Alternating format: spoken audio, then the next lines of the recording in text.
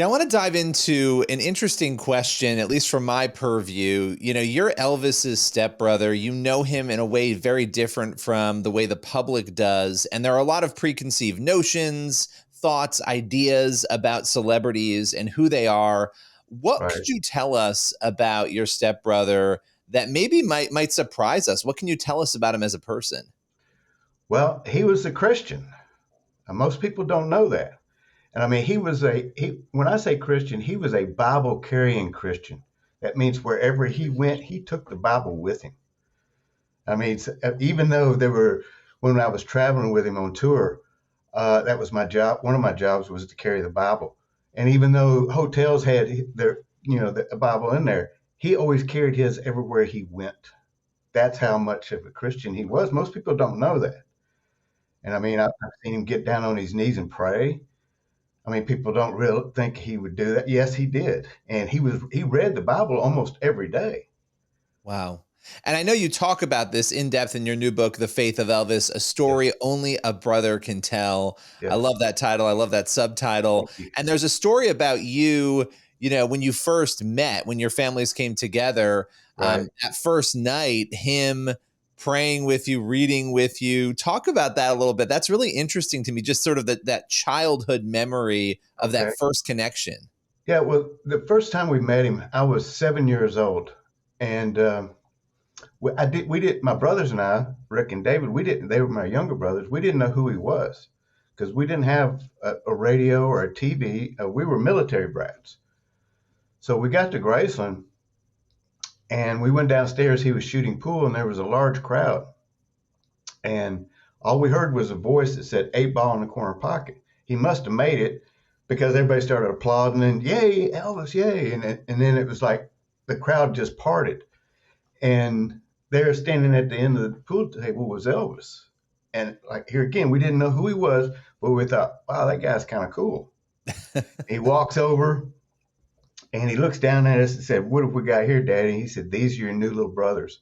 And so he picked all three of us up at one time and said, "Daddy, I always want a little brother. Now I have three." And how So old we was spent, he at the time? How old was he then? he was 25. He'd just come out of the Army. It was in March of 1960, and just about a week or two later is when we got there. Wow. So, How did he balance? Because I know that obviously when you rise to that level of fame, you're yeah, trying to balance the pressure of that. And obviously some of his struggles are, or perceptions about him are public. He had this deep faith going on at the same time. What was it like for him? And especially with you being with him and working with him and carrying that Bible and seeing that firsthand, what was that juxtaposition like for him? well, I can only, nobody can really imagine the position Elvis was in. I mean, because here you have a man that really changed culture. And I mean, like I always thought, he had the devil on one side and he's got God on the other side, and there was a constant battle going on inside of his head because I mean, nobody ever said no to this man, but he knew right from wrong, and I mean, he did his best. I mean, whenever he was in trouble, he would always turn to God. I mean, please help me. I mean, I heard him pray for strength all the time and wisdom. It was a constant prayer, and I mean, it was a constant battle going on with him. But I mean, his biggest thing was, since he goes strictly by what it says in the Bible, that we all fall short, but through God's mercy, and that's why he prayed all the time is, please forgive me, and give me strength, give me wisdom. Yeah, which is what you need in an industry Exactly. like that. And it's not, this is not somebody who achieved a D-list level of fame. This is, as you were saying, somebody who changed culture. And when you think of musicians and music, it's one of the biggest names in the history of music to come up. So there's Right. a lot there. And it's so interesting to me that you're out there talking about this. We've heard glimmers about Elvis's faith. People have sort of talked about it here or there, but here you are as somebody who was deeply close to him coming out and talking about this. Why was his faith journey something that really wasn't front and center until now, really? Well, I don't think a lot of people, I mean, the people that were around him should have known about it. Uh, I mean, my brothers and I, we were Christians and we were followers. So, we've talked about it quite a bit. But we got to understand here, Elvis, most people live their life living under a magnifying glass. He was under a microscope, everything he did. And I mean, the media is really keen on picking up stuff and making it more sensational than it really is. And that's all they've talked about since Elvis has died. The reason I did this now, because I mean, everybody says, "Why are you doing this now?" Well, when you go through what most people call a near-death experience, I call it a near-God experience because I was actually dead for 10 minutes on May 19th, 2018, and I saw heaven, and I saw him in heaven, and his message was, "Tell my family, my friends, and my fans, I love them. I'll see them when they get here." And right before I came back, he was saying that it was getting dark. I was looking at his face, and I heard another voice that said, "No doubt, no fear." Now I knew who that was. That was God, and it was no doubt there is a heaven. It's real, and no fear. This is where you'll be as long as you believe that Jesus came and died for your sins. So now I I mean, have to there's a ask lot you. more explanation into it than just that. I'm just Well, giving but you the short version. well, now you're making me want to know more. I have to know. I have to know more about that because Sure, obviously, you talked about Elvis's impact on your faith right away when you guys met. Obviously, exactly. throughout your relationship, before that near death experience that you had just a couple of years ago. I mean, that's incredible. How Yeah. close? How tight were you with God? What was that relationship like, and how did that for you? That near death experience change that maybe? Well, I've been a Christian since I was 13 years old. Okay. So I knew the Lord. And I mean, also having Elvis as kind of like a substitute Sunday school teacher, too. Um, so, I mean, it was a daily thing with me. Now, as a Christian, I'm not perfect. No, I'm not. I sin, still sin, and, I pray for forgiveness all the time. But it has gotten a lot closer because now I know it's real. Because, like I said, I was a Christian that, yeah, I believe, but I would love to see it. Well, guess what? I got a chance to see it, and it's the most amazing thing. I mean, heaven is not even a good enough word for it, because the first thing you feel is this overwhelming sense of love like you've never felt before in your whole life. It's and all your troubles and cares and everything are there's nothing there but peace and happiness and joy and love. And that's it. I mean, that's all you feel. It's so bright, but you can't tell. There's no light source. There's no sun like we have, here. And it was so crowded. I saw all these people, different skin colors and everything. And I mean, I'd never seen anything like it. I mean, and there is a city of gold there. I mean, when I saw it, I had to walk toward it. And I heard a voice that that's where you got to go. That's where I started walking. And that's when I saw Elvis. So you had this moment, and it's interesting. I've interviewed a lot of people who have had near death experiences, and there's such an interesting conversation around all of this, Right. obviously, for lots of different reasons. When you came to and you survived that ordeal, and you said 10 minutes that you were legally I was dead, dead it 10 sounds like. minutes. Yeah. My heart had stopped beating. How did you first, and then I want to get back into the book, but what Sure. did you first make of that situation? Did you think, was that a dream? What was that? What was your first sort of take as you reflected on that? It was about a month and a half or 2 months before I said anything about it to my wife or my family or anybody, because I was praying about this, going, God, what am I supposed to do with this? I mean, it wasn't a dream. I know the difference. Sure. I know a dream and the difference between. And plus, I even did research. Okay, near death experience. After 5 minutes, supposedly, the blood stops going to your brain, so your brain stops working. Now, a lot of people will say, okay, now you got brain damage. My wife might say that. But no, I had to pray about this long and hard. And God finally gave me the answer and said, tell people that's why you experienced it. Would Because you have written the book had you not had that experience? probably not. Wow. Because I mean, I was content with just the way, I mean, with the way my life was going. I'm working 8 to 5, and I'm trying to be the best person I could be. And then when I had this, everything in my life changed. I mean, my doctors even said, you can't work anymore. I was 65 at that time. And I was, I like to work. And they said, you can't. So I was just, okay, I was pretty devastated on what am I going to do? And I kept praying to God, what am I going to do? And then he finally started to tell people, that's why you did this. That's why you went through this. So you can tell people that this is real. I mean, there is no doubt. I mean, I was one of the Christians that, yeah, I believed, but I'd like to have a little proof. Yeah, you wanted Well, to see. You God, wanted okay, to I'm going see. to scare you a little bit, Billy. Yeah. You're Yeah. going to die, but you'll come back. I'm glad he sent me back, but I mean, I hated to leave, trust me, because I've never felt there's nothing like, I mean, mere words just fall short trying to describe heaven. That's like trying to describe the color red to a blind person. Well, That, that's a common description of what happens when people are there. They don't want to leave. They're overwhelmed by the peace. yeah, And, so it's interesting that you had this experience.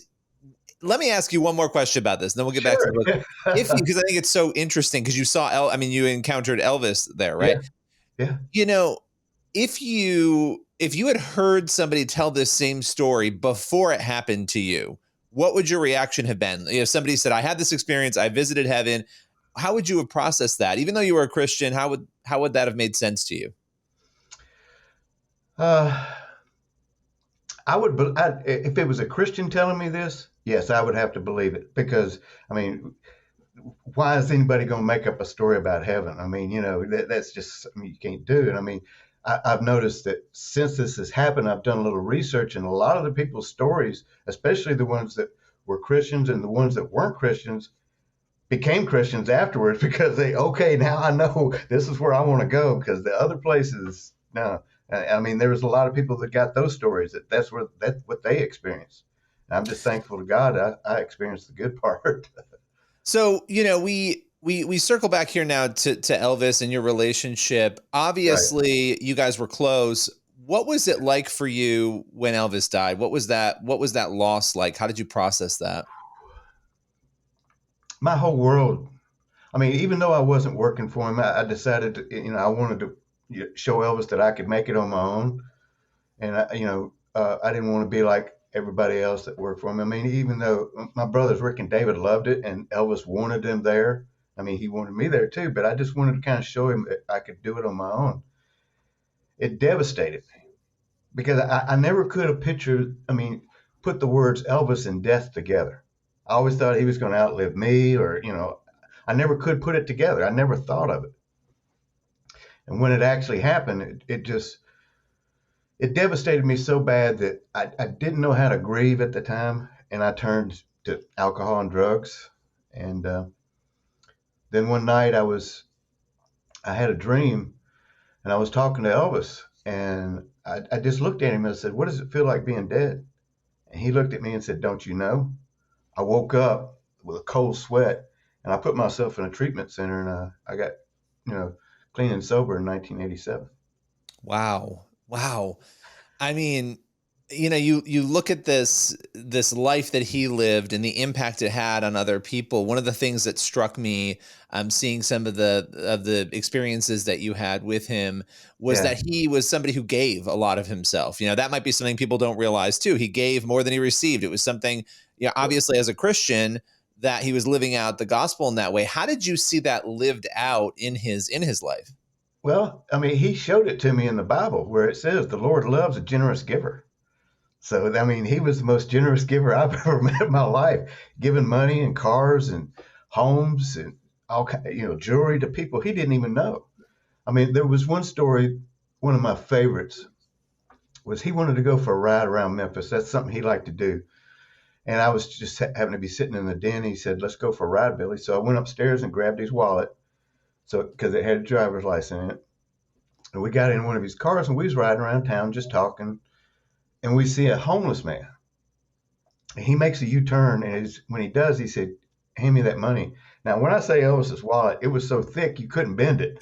So I said, "How much?" He said, "All of it." So I said, "Okay." So I handed it to him. He kind of tucks it down between his legs and we pull up. He rolls the window down. The gentleman's, oh, Mr. Presley. He starts, I've seen all your movies. I used to have all your records. And Elvis said, no, please call me Elvis. And Elvis continued listening to him. And he was talking about how big of a fan he was. And Elvis said, well, sir, how's it going with you? And he said, well, my luck's down, a little down right now, but I'm walking to the unemployment office. I'm going, still trying to get me a job. I know my luck will change. And Elvis reached out to shake his hand. And when he did, the gentleman felt the money. He kind of looked and he said, no, Mr. Presley. He said, no, call me Elvis. He said, Elvis, I can't take that. He said, yes, you can, sir. He said, your luck has changed today. He said, this is my way of paying you back for watching all those movies and listening to all those records. This is me helping repay you back. And as we was going, I still get a little emotional on this. As we was pulling away, the guy said, God bless you, Mr. Presley. And Elvis looked at him and said, sir, he already has. I'm sitting Wow. there crying like a baby going, this generosity, this just, just a guy just happened to be walking down the street and he just do that. And somebody of that fame and stature might not even see a person like that, right? Or not Right. want to interact with a person like that. You don't hear too many entertainers today do that. But this is the kind of guy. He couldn't watch the news like it's hard to watch the news today. But when he would see something sad or something like that, he would actually make an attempt to change it. He would reach out and do whatever he could. He did it for a lady at Christmas. He found out that she'd lost her home and she escaped with her children, and that was it. Elvis found out about this, watched it on the news. He had one of the guys that worked for him go get an apartment, pay for 6 months rent, furnish it, get toys and clothes and everything for the family. And his strict instructions was when he went to go pick her up and take her to the new apartment, his strict instructions was, the guy said, what if she asked who did this? He said, you just tell her Santa Claus did it. He Wow. didn't want the recognition for it. I mean, wouldn't it be amazing to hear from those people today, that homeless man and that woman, just to know the impact? And this is why all of us, we're called to, as Christians, love God and love others. But it's amazing to Right. hear that, again, this is the lens into somebody's life that we don't get to see. You, Right. as a relative of this person, being there with him, you saw these things. You Yeah. chose to write this book. Again, the book is The Faith of Elvis, a story only a brother can tell. What are you hoping the readers, the audience will take away from this book? Well, one thing I hope is, that they get a relationship with God themselves, seeing that the most famous entertainer of all time had a relationship with him, and see that was his message to his fans also. Because how many rock concerts did you ever go to, and in the middle of it, there's two gospel songs come at you? He was sharing his faith up there on stage with everybody. Now, they were probably a little bit wrapped up in the moment of being there and Elvis on stage and everything else he's doing. But I wonder if they got the message. And that's what I'm kind of continuing here is Elvis's message. This is what he believed. And I hope that they get a better relationship with God. Some of the feedback I'm hearing so far is people are feeling good about themselves when they read it. And that's what it's about. It's it's a guideline in helping help others to get a closer walk with God. Do you remember your last conversation with him, the last thing you guys had Yeah, a chance to talk about? yeah. It was 2 days before he passed away. This was August 14th, and he and I were talking, and the first thing he said to me, it was how it all came about. I came to Graceland, went up. He was in the nursery, and he was just talking to some of the guys, and he shows me these new karate knives he just got. Oh, they look great, Elvis. And he said, let me give you a demonstration. I said, okay. So he's, okay, throw a right, and then he shows you what you do, and then throw a left. I said, and I got, in my mind, I went, well, let's see how good he really is. What if somebody does, and I threw a punch, and he hit my finger, but luckily with the dull end. But it brought up a big blood blister. And he drops those knives and grabs my hand and said, you okay? I said, yeah, it's okay. It's a blood blister. He said, come on, we'll go in the bathroom. So we go in the bathroom. And at first, he's just paying attention to the blister, and he finally pops it. And then after that, we're looking at each other in the mirror, and he says, do you believe God forgives us for all our sins? I said, yes. It kind of took me off guard with that question. I said, yes. We've read about it many times, you and I. And I mean, you've told me this too. And this is what I've learned in church. He said, good. I just want to make sure you know that. I said, okay.